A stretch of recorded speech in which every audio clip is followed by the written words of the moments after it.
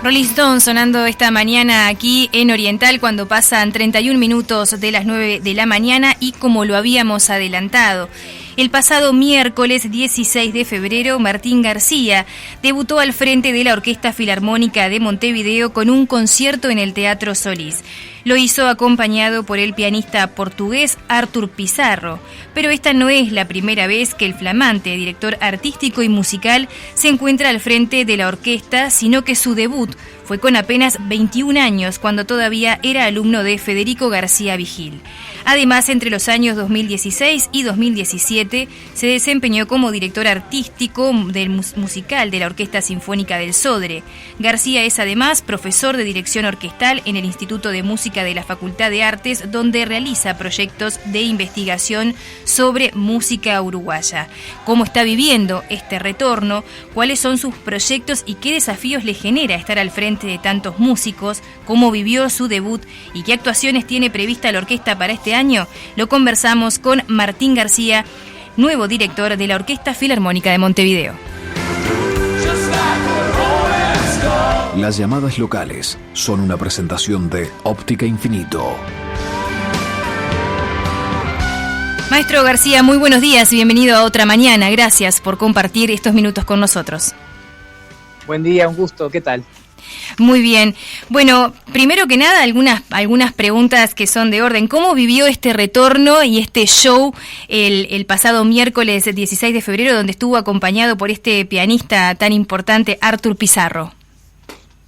Bueno, la verdad que fue un comienzo soñado. A veces se alinean los astros y se generan momentos como el de este concierto. El concierto salió muy bien, el trabajo con el solista fue excelente, pero sobre todo la orquesta estuvo muy compenetrada con el programa y fue un concierto que se disfrutó de principio a fin. El público salió contento, aún con limitación de aforo. La capacidad estuvo colmada teniendo en cuenta esa limitación. Así que salió todo redondo, estamos muy contentos y fue un comienzo con el pie derecho, yo diría. Bien, ¿de cuántos músicos estamos hablando en estos momentos en la Orquesta Filarmónica? Bueno, la Orquesta Filarmónica es un organismo, un elenco que podríamos llamar gran orquesta. Tiene instrumentos solistas de viento por 4, tiene tiene una gran sección de cuerdas. Estamos hablando de prácticamente casi 100 músicos. Ese es el total del orgánico, que luego, dependiendo del programa, dependiendo de la obra, no siempre tocan todos. De hecho, la pandemia, uno de los efectos que trajo fue no solo la limitación del público a lo largo de los últimos 2 años, sino también de la cantidad de gente sobre un escenario. Fue muy difícil, cuando no imposible, para las orquestas en el mundo presentarse a pleno sobre el escenario. Eso es algo que en este sentido, en este año pensamos que para nosotros también como orquesta tiene que ser una temporada de reencuentro, también para la propia orquesta. Y por eso el primer gran concierto digamos, de la temporada principal, que va a ser el 6 de abril, que es el comienzo de la gran temporada del año, lo pensamos con la primera sinfonía de Mahler, que precisamente requiere de la totalidad de los integrantes de la orquesta. Bien, García, ahora vamos a ir hablando un poco de lo que tiene previsto la Orquesta Filarmónica para este mes de febrero, que tienen una agenda muy apretada, pero antes de pasar a eso, a mí me gustaría consultarle, porque esta no es la primera vez que usted está al frente de la Orquesta Filarmónica, sino que usted hizo su debut cuando era muy joven. En ese sentido, usted es alumno de Federico García Vigil. ¿Cómo vivió este retorno? ¿Cómo encontró la orquesta? Y bueno, ¿qué desafíos siente que tiene ahora por delante al asumir nuevamente el rol de la conducción de esta Orquesta Filarmónica? Bueno, yo digo que la Filarmónica es la orquesta con la que yo aprendí a dirigir, en cierta manera. Por eso que usted decía, fue la primera orquesta que dirigí cuando aún era estudiante, bastante joven, en una experiencia en todo sentido inolvidable. Algunos de los músicos que estaban en aquella ocasión siguen integrando la orquesta, entonces hay un conocimiento de buena parte del elenco que viene de aquellos años. Después nunca dejé de trabajar con la Filarmónica, prácticamente desde entonces la dirigí casi todos los años, entonces hay un vínculo muy lindo con todos los músicos, con los más jóvenes que la han ido integrando, con los más veteranos que vienen desde aquel entonces, con el equipo de gestión, ni que hablar que con el Teatro Solís, es un teatro que en el cual pasé muchísimo tiempo. Entonces, en cierta forma se siente como entrar a casa, yo diría.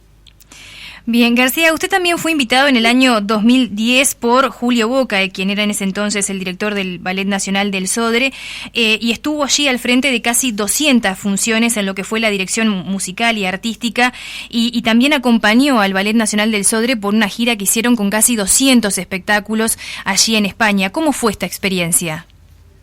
Bueno, fue fantástica. El trabajo con ballet es muy específico, tiene elementos que lo sean mucho, por ejemplo, de la dirección del repertorio sinfónico arriba del escenario. La orquesta, en el caso del ballet, trabaja en el foso, como lo hace en la ópera, pero el vínculo con la danza en el escenario es distinto que el vínculo con el cantante sobre el escenario. En el caso del cantante entra en juego el sonido, entonces hay una referencia sonora también para el músico en el foso, pero en el caso de la danza entran en juego otros aspectos, el aspecto por supuesto que la relación de la música con la coreografía, el tempo de la música con el tempo de movimiento de cada uno de los bailarines, una cantidad de elementos que hay que empezar a tener en cuenta, que en el estudio normal, en el estudio académico que hacemos de la música desde que empezamos a estudiar niños, figura, porque entran en juego, como decía, aspectos extramusicales, pero que son tan esenciales en la obra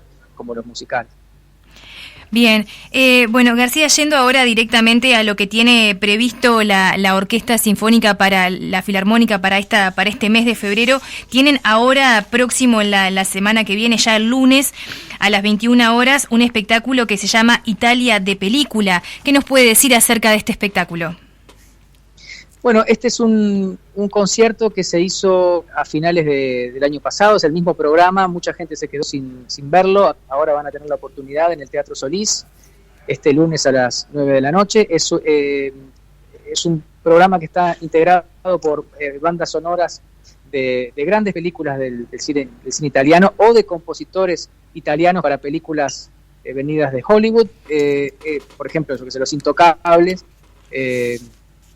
Entonces tenemos mucha música de Nino Rota, de Morricone, música que la gente va a escuchar y va a identificar inmediatamente, los temas principales de las grandes películas de Fellini.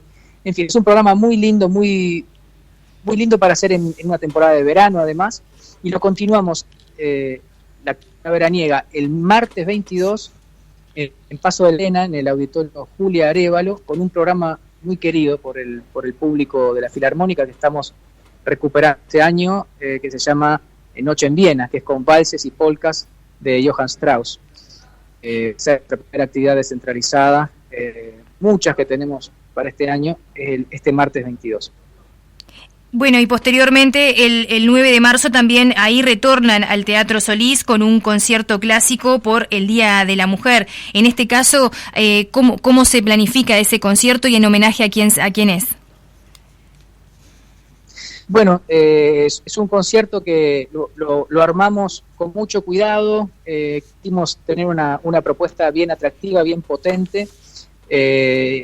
Tenemos una directora invitada, joven, que está haciendo una gran carrera, que se llama Natalia Salinas, que es una argentina que vive ahora en Estrasburgo, una gran mezzo uruguaya, Adriana Mastrangelo. Encargamos una obra a una compositora joven uruguaya, Sofía Sheps, formada en Uruguay y en España, que es una obra que seguramente va a dar populares, cargada especialmente para este concierto. Un programa con obras bastante potentes, hay un ciclo de canciones de Ravel sobre el personaje Sherezade de Las Mil y Una Noches, va a haber una interpretación de la Comedia Nacional centrada en este personaje, va a estar la obra Abades, también de Ravel, que es una obra corta pero una magnífica muestra de la imaginación y del brillo orquestal del compositor, la Sinfonía número 4 de Schubert. Es un gran programa.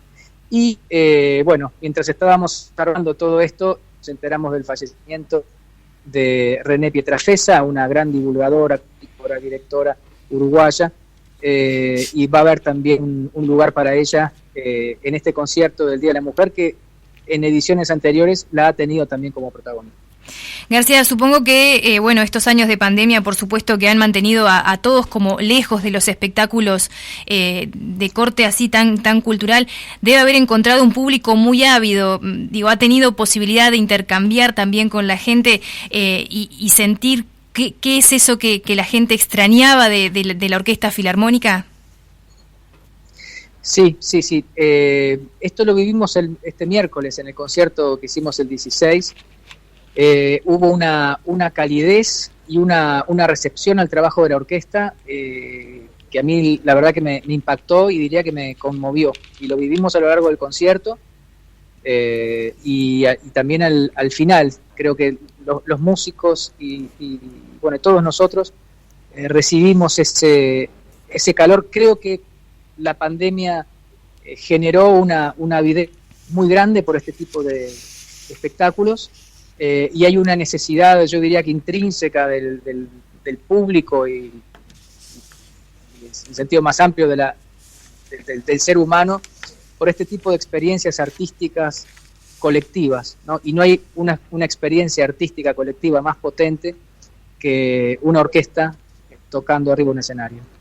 Este concierto, le recordamos a nuestra audiencia que este concierto con Artur Pizarro ya había sido postergado por la pandemia, y era un concierto que, según usted comentó en algunas notas periodísticas que le hicieron días previos al concierto, generaba una dificultad importante, porque eran canciones que iban a ser interpretadas en portugués.